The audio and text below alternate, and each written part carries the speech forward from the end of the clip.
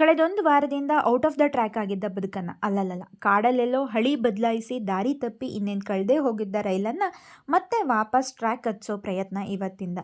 ಹಾಗಂತ ಮೇಜರ್ ಹೊಡೆತ ಏನೂ ಬಿದ್ದಿಲ್ಲ ಅಥವಾ ಏನೂ ಆಗೇ ಇಲ್ಲ ಅನ್ನೋ ಹಾಗೂ ಇಲ್ಲ. ಒಂಥರ physically, mentally, emotionally totally disturb ಆದಂಥ ವೀಕ್ ಇದು.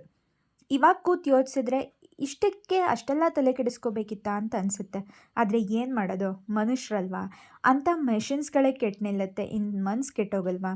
ಅದರಲ್ಲೂ ಸ್ವಲ್ಪ ಸೆನ್ಸಿಟಿವ್ ಎಮೋಷ್ನಲ್ ಆಗಿದ್ರಂತೂ ಮುಗೀತು ಕತೆ.